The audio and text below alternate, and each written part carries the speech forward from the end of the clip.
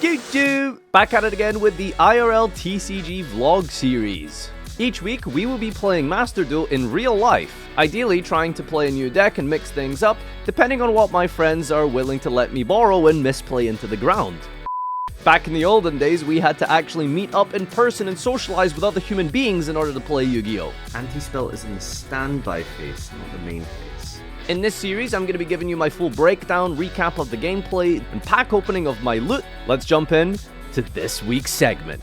Into the deck profile here, this is what I'll be taking to the locals today. Let's take a look at the list. It's very much basically just TLDR completely net decked from Paulo Goncalves, who I think won a regional or something with this. So shoutouts to Paulo. I made 2 changes because I couldn't find common cards. Yes, I couldn't find Tier Limits Grief, a common. Let's just race through this. You guys probably know what tier is like these days, so it's nothing particularly crazy. We've got the 3 tier cash, the 3 Rhino Heart, the 3 names. Our fusion engine is going to be Malicious. This doesn't play King of the Swamp. We play Double Destrudo, nice little extender that also gets you Baron plays. Your 4 dangers for the sort of dark portion of the deck here, I suppose.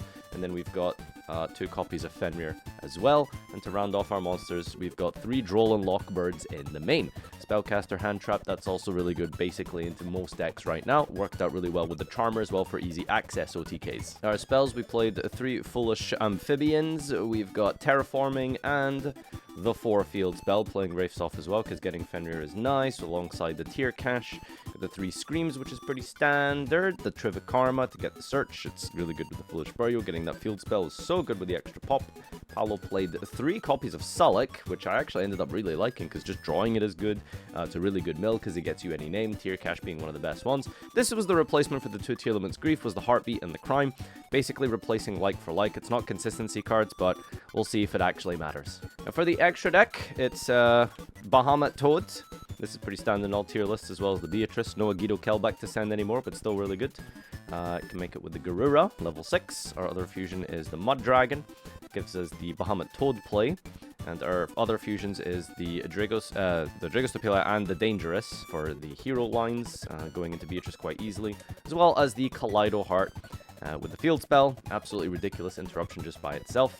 Here is an interesting portion of the deck that Paulo ran. It was the Charmer and the Selene with the Spellcaster. When the Charmer, bringing back your opponent's Dart monster. The Selene lets you bring back your Droll from your graveyard, which is your main Spellcaster, and that just gives you just really easy, simple access OTK lines. Played the Sprin because you can send Merly to fuse, or the Volcanic Scattershot in the side deck, and then IP SP, and the final synchro here for the Destrudo.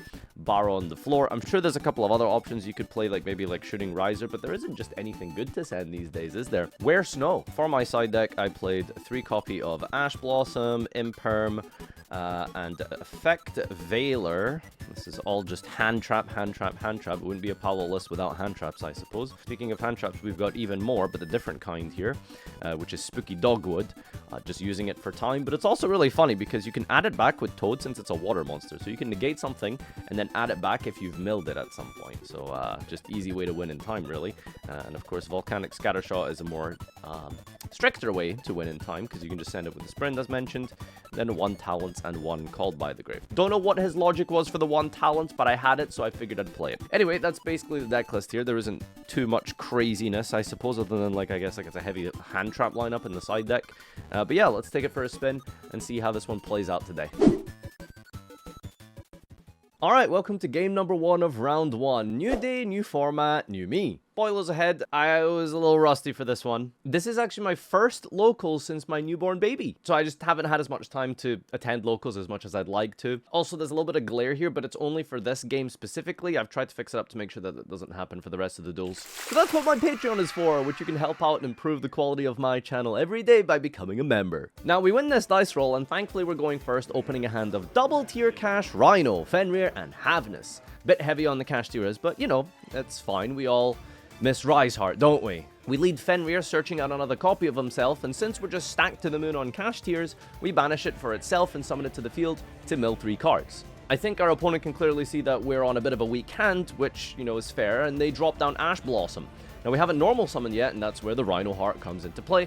And unlike Master Duel, you can't just make Kit Kalos here, unfortunately. So normal summon Rhino Heart isn't exactly linear in the TCG. And now, I'm not sure if I played this right, but I make a Garura with Shiren and Havnus in hand, So what I go for is that I link into the Garura for IP to try draw something, which I do, and it's a Sullick. So through Ash, we end on a Sullick Negate, a Banish with Fenrir, a Banish with SP, and 2 mills that will definitely just win once we send a tier cache all through the Ash. Now, it never seems like much with tier limit, but I feel like this is a pretty decent opening until my opponent drops Fenrir, the most broken card in Yu-Gi-Oh! I will stand by that. And I know I'm a hypocrite here because I literally have one on the field, but the difference between me and him is that I'm playing Fenrir for lore reasons. What's like Pearly's excuse? Anyway, back to the duel. I'm genuinely stumped here. Fenrir just outs 2 cards. IP, my own Fenrir by itself, and I'm just like, do I make SP to out it, but then it triggers anyway? Do I Sullick negate it and hope I mill well, but then I lose my IP anyway to the battle?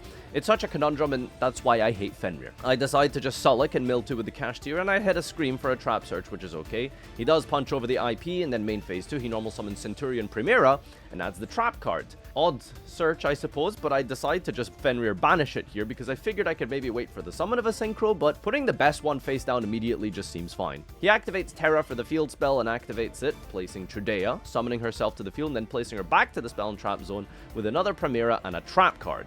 We draw for a turn, and he immediately trap cards my Fenrir. Unfortunately for us, we are in fact playing Cash Tira today, so we just summon the second copy.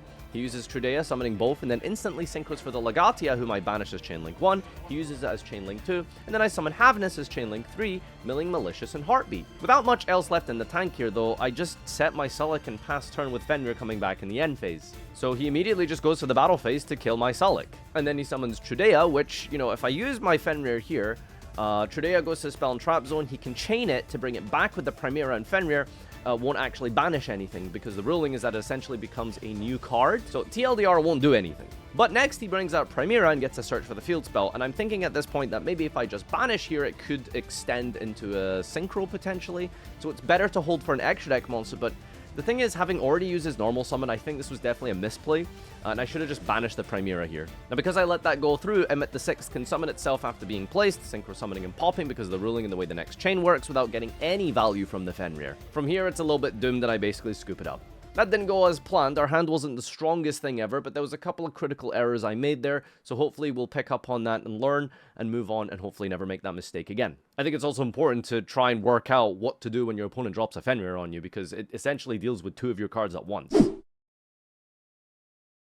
We go first for round number 2, and of course we lead with the terraforming on Wraithsoft since we already have the planet. I could play around Droll here and use the Rhino first, but Droll is very rare, I think, to at least to side against tier limit, so you know, we go for the greedy line and pop off. Fenrir gets me a cash tier, which I pitch with Shiren, and we mill 5 cards, hitting a Scream, and we're just gaming today, so we go into Rhino Heart, send Havness for more extensions. He has a Ghost Spell, which isn't a card you see every day.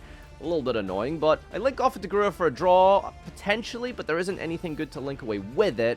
And I'd rather keep my Fenrir in the Shiren, being sent for the Sullick to fuse into Kaleido with the field spell up on his turn, so I just pass here because I think I just have like 3 or 4 disruptions by itself. Like I said in the deck profile, I net decked this from Paolo's regional win, and he didn't play Redoer for whatever reason, and I think it would have been kind of good here in this situation. We'll see how it plans out. He leads with Imperm on my Fenrir, and then it goes Imseti effect. That's interesting. Centurion Horus. Well, that's all well and true, but have you considered Bluss? He places Trudea on the field with the spell card and then summons her out to the board from the spell and trap zone. I allow it. He places Emmet, which he then summons, and here he goes to the battle phase and attacks into Shiren, which I mean, unless I'm going insane, I pick up my field spell to double check the effect here. Yeah, no, my Shiren is definitely on 2300. Well, he shame scoops, and let's go to game number 3.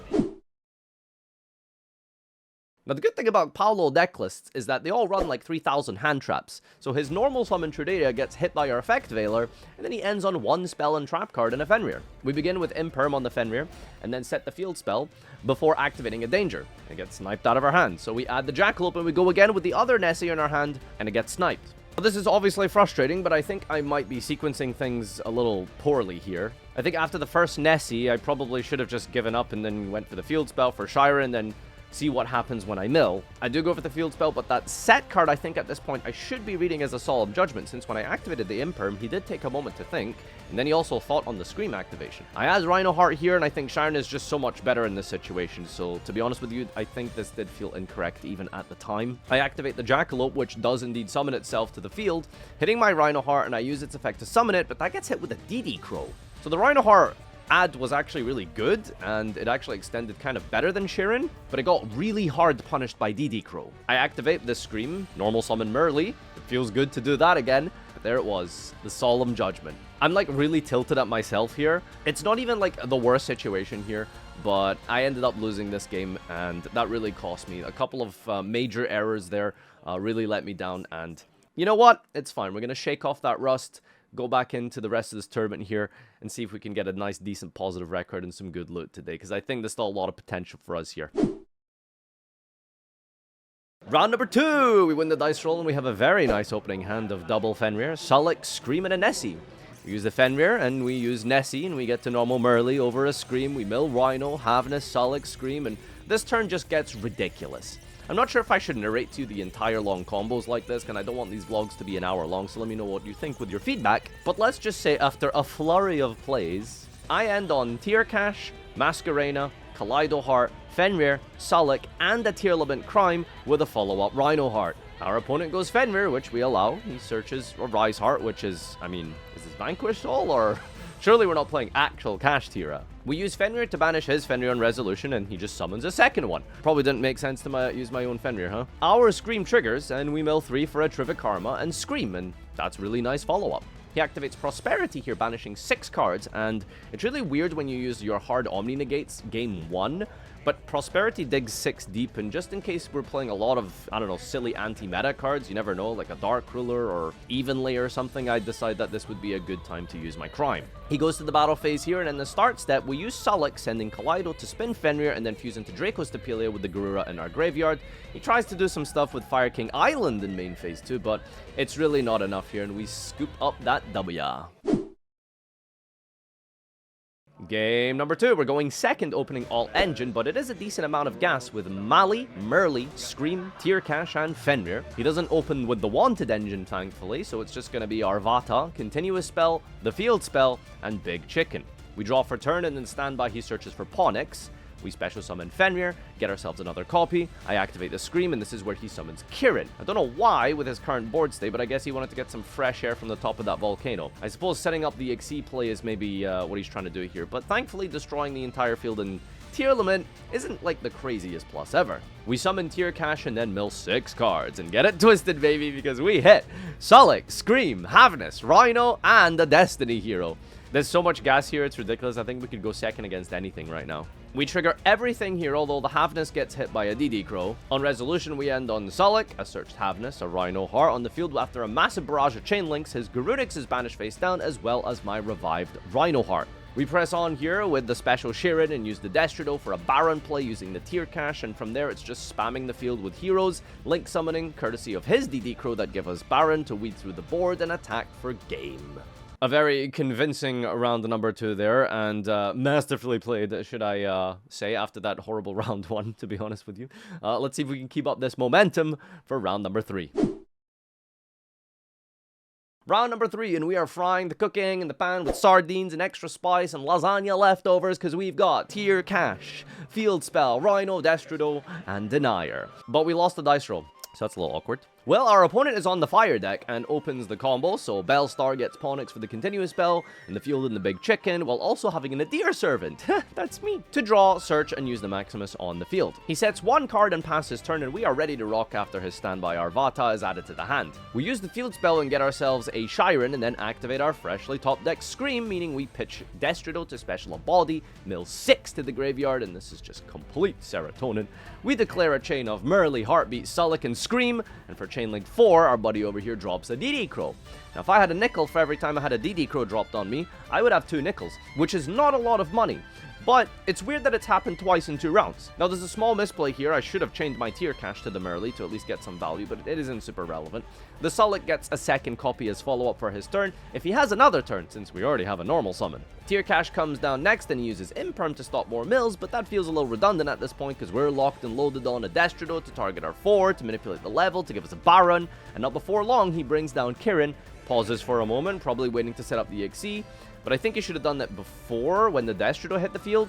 We sync off into Baron now, and I feel very nicely protected and insulated. I use the Baron to hit the Continuous Spell to stop the protection effect, and the danger of a Garunix line. Oh, and by the way, we still have it normal summon. So let's go ahead and do that for Rhino, and let's see if we can do something nice with our Mud Dragon and our Bahamut play. Our field spell gets to trigger now, hitting Fire King Island, destroying all cards on the field, and I just simply negate the float effect in the graveyard. But his last card in hand is an effect Veiler. Arvada comes down popping, but he scoops almost immediately after realizing there isn't going to be enough to stop the pure pressure we have now. Even going second like that, we can pull off some crazy lines, so that was very fun, and as always, sometimes the mills are just with you. For game number 2, we've opened kind of nice here. Perla, Rhino, Sulik, Rhino, Heart, Mali, and most importantly, we've got a Droll Lockbird. He begins his turn with Wanted in the draw phase to get the Ponix, which searches the continue spell, and then eventually I get to Droll. He passes turn. Wow, that is crazy. I mean, his hand was just be a bunch of hand traps or more searchers. We lead with the field spell and get Shiren, which pitches Mali, and that feels incredible. Don't hit anything nice yet, however. But he draws me, which you may remember in a previous game I talked about playing around Droll, and sometimes it can be good against tier randomly. This game is not one of those games where Droll is good against tier limit. We normal Rhino Heart, dump Havness to get us a Garura, banish Mali to go for a 6 for Beatrice, who sends a Merly, and that makes a Mud Dragon. We go for Bahamut Toad, we go for the Charmer to link away with his Witch into Access, and that is a very, very comfortable OTK. Through Droll and Lockbird. Round 3 in the bag with a 2-1 record. Let's see if we can wrap this final round off with an X1 end to the day. That'll be pretty nice after such a long break. Game 1 of round 4, we are just honestly decent. We got a Danger, a Foolish Amphibian. He puppet logs me. He puppet logs me. He summons the Gimmick Puppet and I can't special summon. Okay. Now this is a really good hand here because Nessie, normal summon Sulik and double tier cash is going to be very nice. We use the Nessie and naturally sniped in 5 cards, and that's awesome. Really, I'm so sick and ill.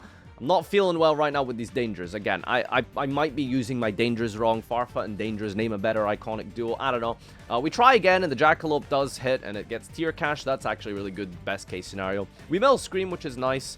A little search for the tier crime. Really sick card pull. Siding to Omni negate Deadly Blowout, so let's make sure that's live. If I want to be super conservative here, what I should do now is Rhino make Mud Dragon using the Jackalope on the field for Bahamut Toad, and that is exactly 5 summons. But Nibiru isn't real. Let's summon tier cash and get it twisted. It hits Merly, which is nice. It gets Garura. We keep clowning for a little bit for Rhino, for Havness, which summons the Mud Dragon play, and then he drops Nibiru. Nessie misses itself again, and then we just pass turn. He has Alibur, and I lose the duel. All after running headlong, screeching into the jaws of the primal being. I have literally no one to blame but myself for this. Can I get a Keck W? Overall, glad to be back at the local scene again after such a long break. Apologies for some of the rusty play. I know, I'm sorry. Number 1, we have to practice our danger sequencing. I think it's very clear that we'll have to do some more practice hands with this just to see exactly how you play with a danger when you have so many other options, especially cards that you don't want to discard, but cards that you do. So it's like this weird paradox, but then if you set them and use them, you run out of high percentage chance of not hitting the danger. It's a really bizarre kind of paradox. Number 2, we have to make sure we're very aware post-siding. There was really absolutely no reason to push into the Nibiru. Even if you know your opponent doesn't have a Nibiru for whatever reason, you can probably still make safe plays accordingly, because Bahamut early is going to be protection regardless of what disruption they have, Nibiru or not. It's also one of the only hand traps that really shuts down tier limit, so making sure to play around that as best as you can is very fundamental. So those are my lessons and my takeaways from this. Let me know if you have any feedback down below for this tournament and for the general vlog so far. Let's jump into the loot and see if we can pull a nice ultimate rare to make us feel a little bit better. Well, it didn't go exactly as planned. Having won my last event with tier limit, to go 2-2 was a bit sad, but I think mostly myself to blame there. A little bit rusty, like I mentioned. Hopefully we'll pick up some of those lessons for the future and continue on, because now we're going to open our OTS pack and our Cyberstorm Access entry pack. So we've got the Super Heavy Commander Shanawal. Okay, alright, well, next up, random cards. We've got, ooh, Makankos, Hooking, Kitsunebi, it's Neck and Neck, and a Harvest Angel of Doom. Alright, here we go. Did I get the ultimate rare? Got a DD Crow, got a Dark Worm, We got a Trident Launcher for our entry packs. Okay, prize support, rather, whatever you want to call it. Well, like I said, there's a lot of lessons to take away from this, and hopefully I can improve upon that. Next week's locals, I think, is going to be something very, very exciting. It's a little bit of a throwback, which I love doing these throwbacks, if you know what I'm saying. But it's a very different take on the deck, so stay tuned. Patreon, if you haven't already, to support this series. I'm trying to make this as beautiful and as good looking as I can. Thank you so much for tuning in if you've watched this far. I do stream live on Twitch, on twitch.tv/Farfa every single day. So make sure you follow me there and on the various forms of social media. We've got a Discord channel as well. That's where you can also take part in the last card standing. Thanks for watching today. Peace out and adios. Yeah.